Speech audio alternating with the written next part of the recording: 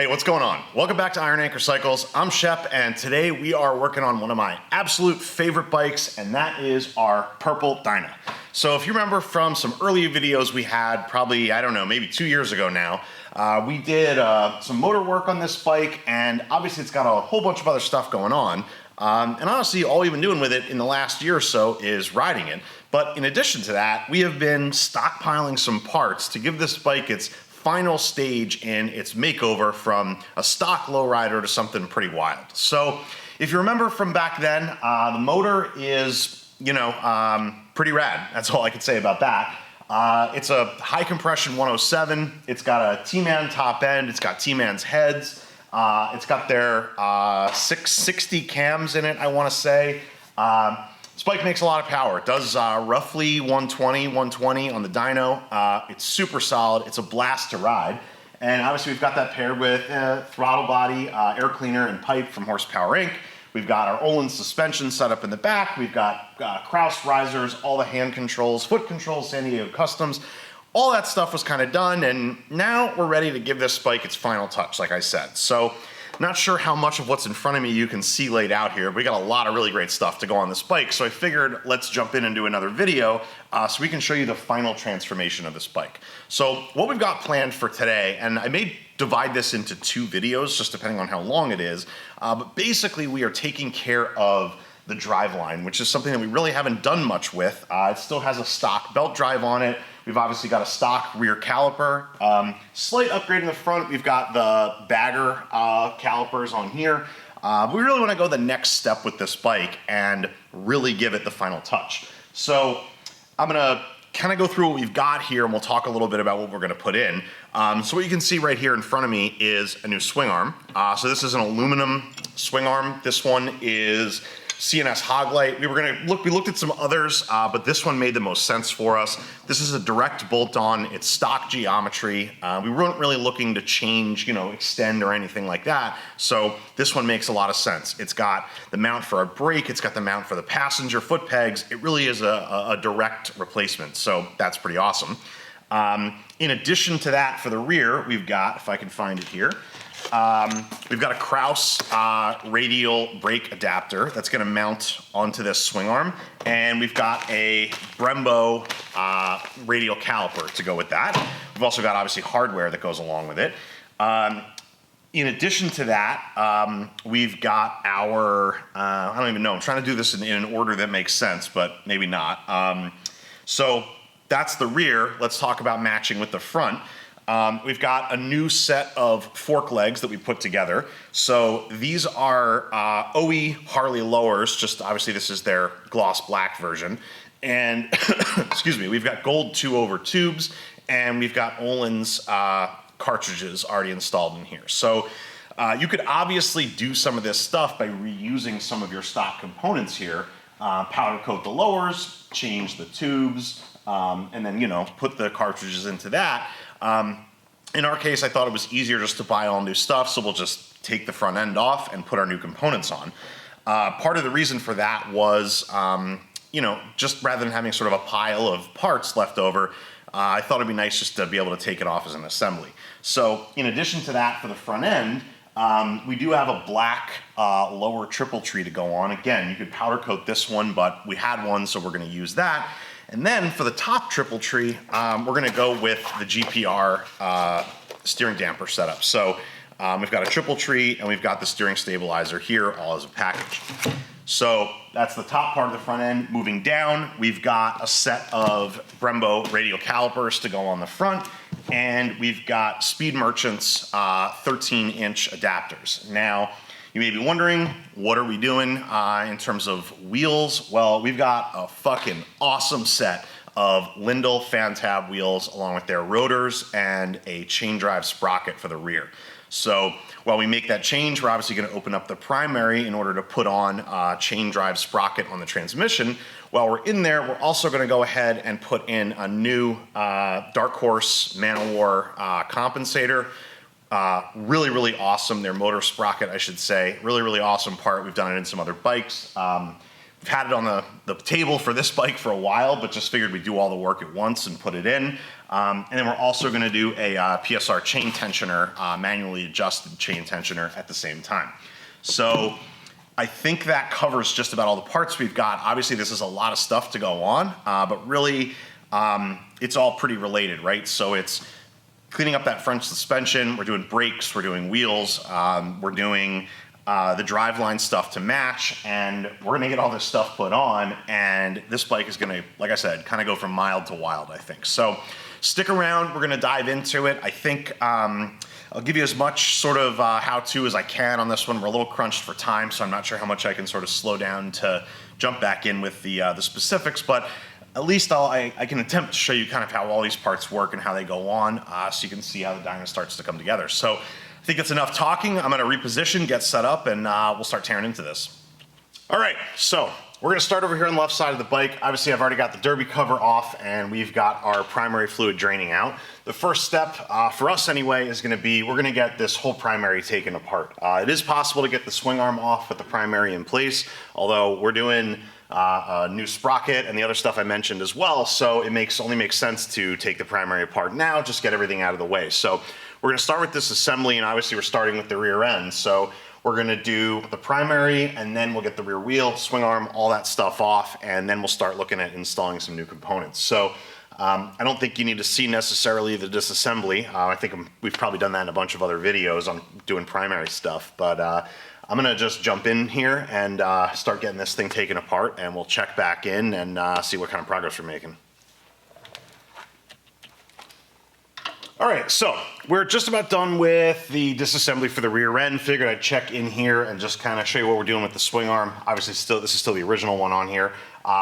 We started off, like I said, by taking the primary apart. So you have your outer, then you got to do your chain assembly with your compensator and clutch, pull all that out. Then you got your inner, disconnect the starter bolts from the other side, got to remove your battery box in order to do that.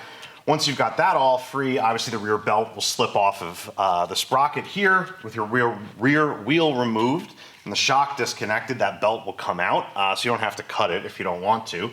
Then you get to the point of taking your swing arm apart. So obviously with the rear wheel off, your caliper was off. We just disconnected the little clamp holding the brake line and speed sensor wire onto the swing arm. And we took the upper belt guard off as well in order to get the belt itself off. We won't be reusing that. Obviously we still have the lower belt guard on here. We're just gonna leave that on the old swing arm. And then the passenger pegs, once we have this off, it'll just be a little easier to get to these fasteners. So we'll take the passenger peg mounts off of here and put them onto the new swing arm. So these on these bikes, it's really easy to take this off. It's not like on the I don't know, like, you know, the Evo bikes where the transmission is actually supported by the swing arm pivot shaft. You've got a rear motor mount back here, so this whole thing isn't gonna fall apart. This is just running through the back of the transmission. So you've got your pivot shaft here, and basically you just have to loosen up this nut, which we did. So that nut comes off. And then, that's real simple. All you gotta do is support the swing arm and pull the bolt out. So I'm gonna do that.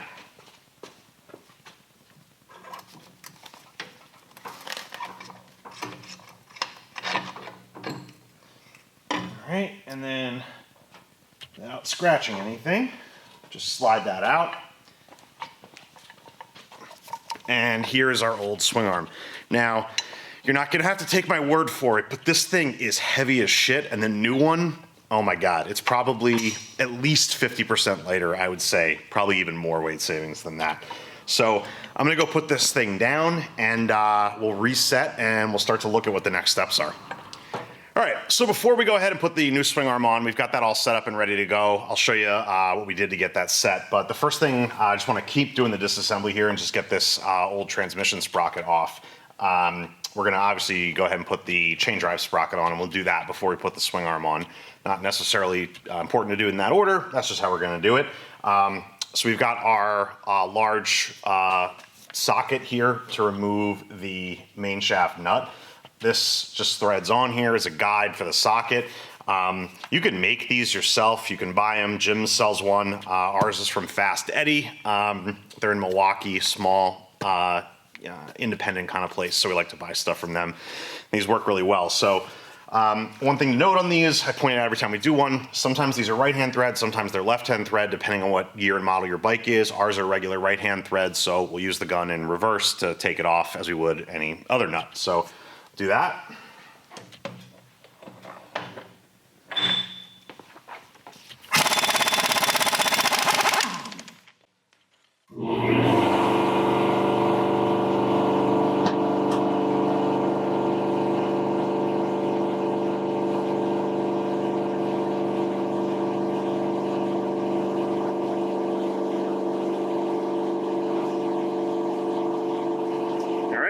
So there's the nut, and then the sprocket just slides off. We'll get this cleaned up in here, and we'll get the new parts put on. All right, here's our new swing arm set up and ready to go. Obviously what we did here was put the passenger pegs and mounts on here using a new set of bolts. This swing arm comes with the bearing and bushing respectively on each side already installed. You just have to slide out the spacers from your old swing arm, clean them, put some new grease on them and stick them in here. So this guy's ready to go in. So we've got our original pivot shaft with some new anti-seize put on it. So I'm gonna go ahead and slide this into place and get that started.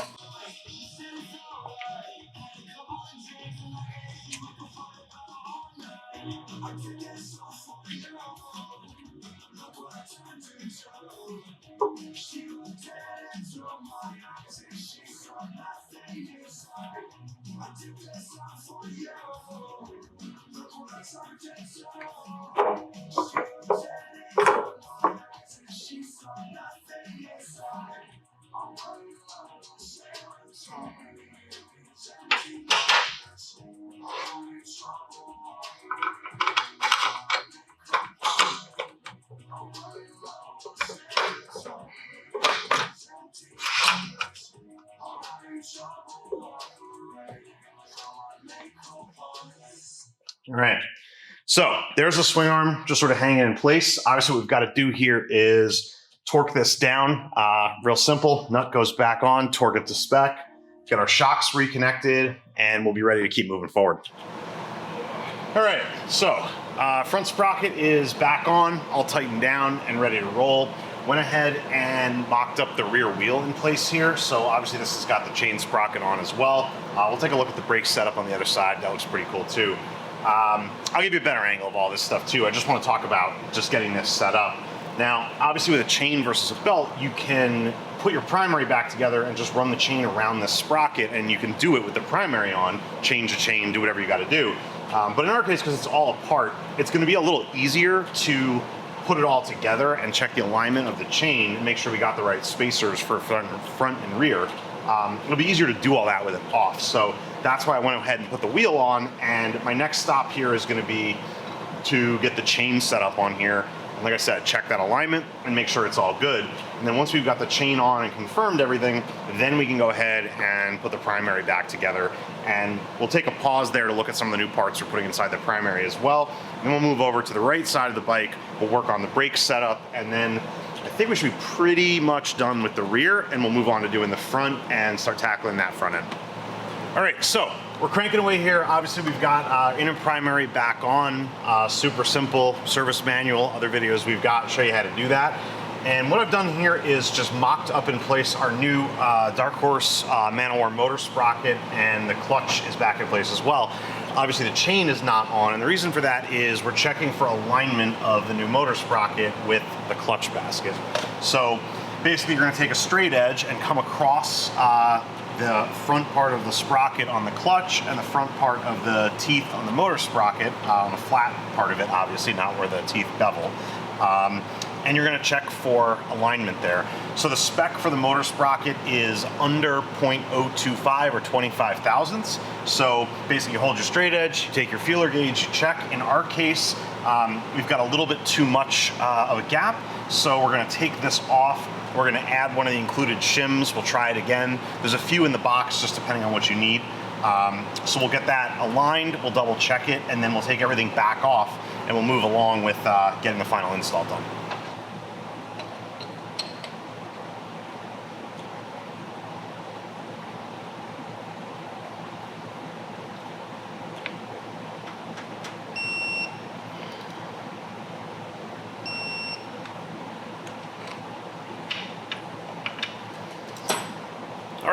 So that was the tightening of the clutch hub nut there. We already put our motor sprocket bolt back in. So this is pretty simple. Like I said, we checked our alignment. There was one shim that we needed, so we got our perfect alignment there. Then just the big spacer is on there already, obviously, of course, plus the shim, then the sprocket. You've got your oil slinger washer here, and then the bolt. Put that in, torque it to 175, and then we come over to the clutch and tighten that up, and now the installation is just the reverse of the removal. One thing I'll point out, just because we're here, obviously to tighten these, you're going to need a primary locking tool. A lot of folks, have the little one that looks like a set of stairs that kind of goes in here.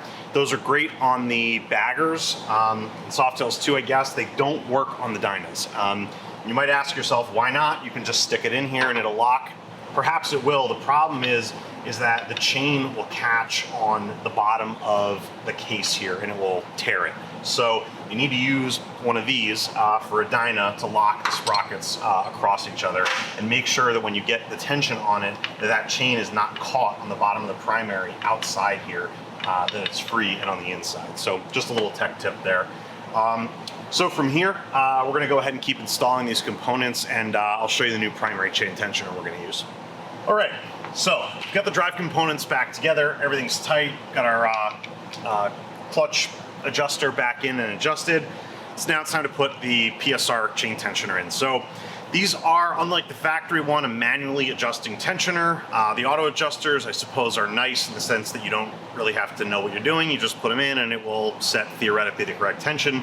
The problem you can have with those is, number one, they can fail, but more commonly, they can over tighten themselves. And so this one, you're gonna set it how you want it and it'll stay that way, presumably.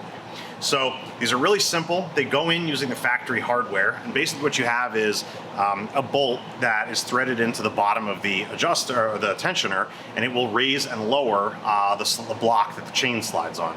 That is done with an Allen key underneath, and what's nice about this is accessible because of the way the primary is. This goes in loose, so you don't have to sort of force it in there, and then you just stick your Allen key in and turn it up until you get the tension that you want. And then there's a little lock nut in here that you'll just lock it in place with an open end wrench once you've got your tension set. So we're gonna use the original bolts that came off, put a little Loctite on there, get this put in, we'll adjust it, and we'll move on from there. So here's the chain tensioner installed, torqued down, we adjusted it from the bottom, tightened down the lock nut, and we've got our 1/2 inch of play here in the top of the chain. So we're now good on the primary. We're gonna get this closed up. We're gonna move over to the other side of the bike, get the rear brake squared away, and then move on to the front end.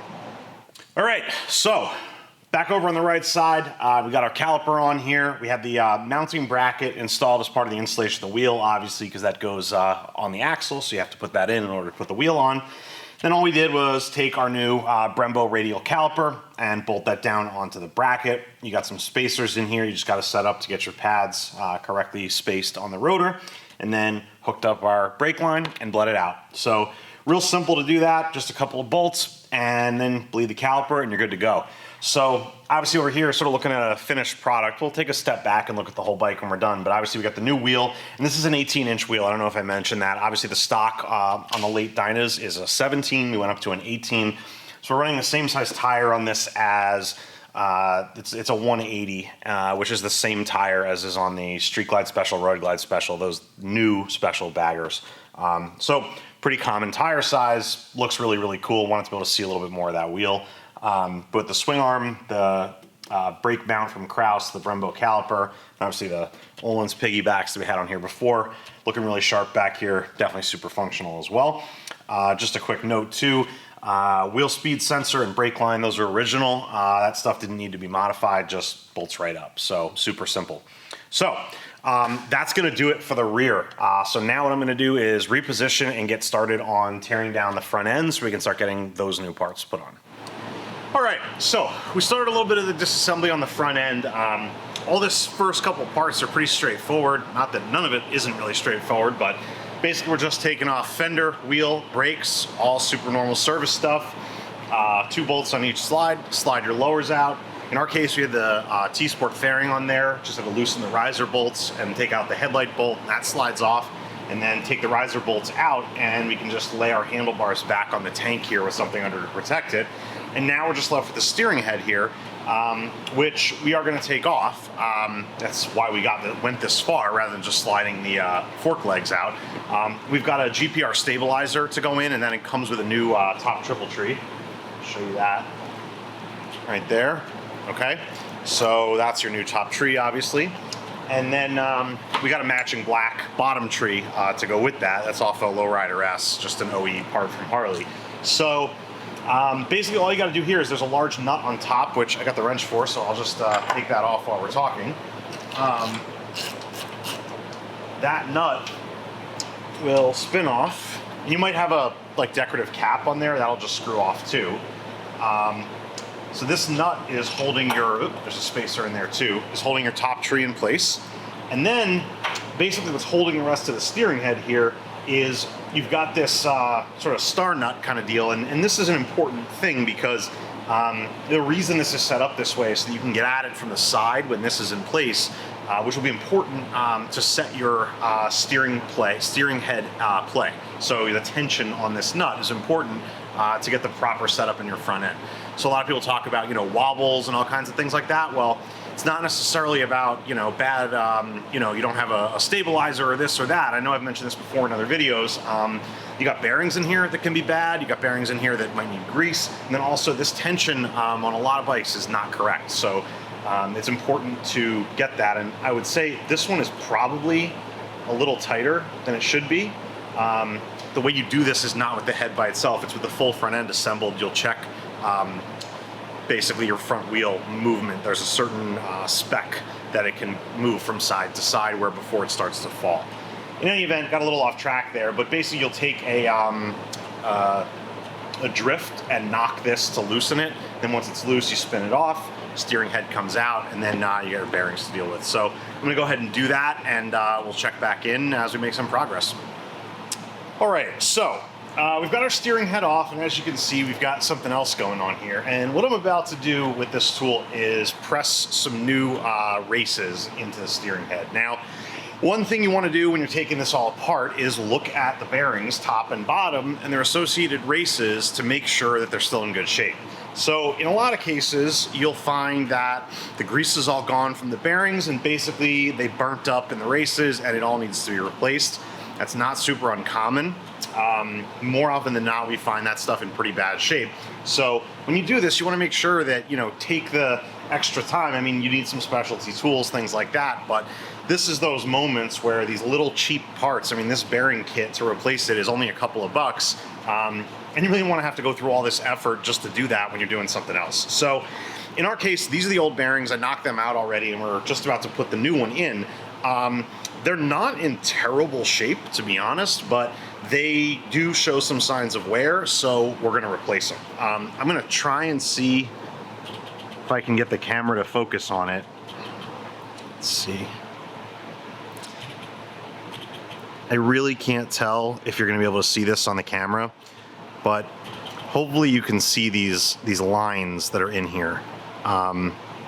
Sort of 1, 2, 3, 4, and then similar thing on the other one. So that's not dirt, that's burnt into the race. So that is the beginning of the end of these races. So, obviously the bearings are easy to change. The top one just slides off. The bottom one you have to cut off and you have to press onto the steering head. But it's important to do the whole set. If you don't have the tools, find somebody who does, but make sure you deal with these little parts, because this is the stuff that makes, if you don't do this right, doesn't matter what kind of great parts, premium stuff, whatever you put on your bike, it's not gonna ride right if the stuff down at the very, very bones of it isn't right. So that's just a little PSA. I'm gonna go ahead and press this in. This is another Fast Eddie tool for what it's worth. I'll put a link to their website if you're looking for any of these tools, but I'm gonna go ahead and press this bottom one in, we'll do the top, and then we'll keep going with getting this new stuff together. Okay, so we've got our new bearings in, packed with grease, new races are in, obviously, and then we've got the replacement, which is just a takeoff part from a bike with a black one, replacement lower tree on, and our nut just up here snug so that there's no play. The next step in a normal situation would be to just put your top clamp on and continue with the install, but obviously we are going to be using the GPR top clamp, so we divert a little bit to their procedure, and before we go any further, you got to put their frame bracket on, and so this is actually the piece that clamps onto the top of the neck, and it has this little U channel in it, which is what that stabilizer tab is going to sit in order to stabilize the front end against the frame. So that piece goes on, gets centered and put in place, and then the top tree is what's going to go on next. So this, before we get to putting the stabilizer on, goes on just like any other top tree would. So it's basically just going to go on here, like so. So what we want to do, obviously, is we're going to deviate a little bit from some of the procedures, because some of this would assume that you have your forks in order to get these aligned properly before you tighten everything down. So we're going to do a little bit of kind of multiple things in order to get this on and get it right and do it one time. But I just wanted to kind of check in and let you see what this was going to look like. I think it's starting to shape up, and you kind of see what's going to happen here. We don't have too much more to do here until we get to putting the new brakes on. We'll have to deal with that and bleed and do all that stuff, but hopefully this kind of makes sense. So what I'm going to do, just to kind of walk you through it, is we're going to put these on. We're going to snug it in place. We're going to get the forks in. We're going to get this aligned. There is a procedure you look in your service manual in order to do your bearing end play. You're going to want to do that before you put the stabilizer on, because the stabilizer is obviously going to affect that. In addition, you got to just, again, follow the procedure. You can't be loosening and tightening this if both of these are clamped to the fork. So you have to have one tight, one loose, etc. So hopefully all that makes sense. Like I said, if you really want to do this procedure yourself, get a service manual. That's the right way to do it. But in any event, I'm going to keep going, and we'll see what's next. Okay, figured I would just jump right back in here, just so I can kind of show you what I was talking about with regards to the fall away. So what we did was we had put the top clamp on like we talked about, went ahead and put the fork legs in, put the axle in to get it straight, and then attach the fender. So obviously that's going to come back apart, but the idea is that this procedure is done by measuring the distance that the fender tip travels by just sort of pushing it like this before it starts to fall away on its own. So depending on your model, those measurements are different, and this is the point where you want to set that bearings. So that star nut that we talked about can be accessed through here with like a thin screwdriver or a small drift or something like that, and you can knock it one way or the other. So ours is set up correctly now, so we're going to go ahead and continue to tighten this back up, tighten the stem nut here, and continue with the install. All right, so front end back together with calipers in place. Just kind of went ahead and started bolting stuff on, and didn't really come back with any more camera footage for you guys. I'm sorry about that. But a lot of this is, well, it looks kind of bolt on. There's a little bit of sort of fitment that you have to work through. You got to make sure that you've got shims for your caliper, both in and out on the radial mount, and then also making sure that your adapters line up left to right as well. You want to make sure that caliper is centered around the rotor, and then also the pads are lined up on the friction surface. So really, it's important. You got a lot of shims and a lot of different sizes, so you can get this stuff to all go on. We're pretty much done here. I do like how it looks, honestly, with these adapters. I wasn't sure how I was going to feel about it, but I do like it. This hardware, this black, sort of zinc, I don't know what it is, black coating, I don't like it. We'll swap this out for something nicer, probably ARP bolt, something like that.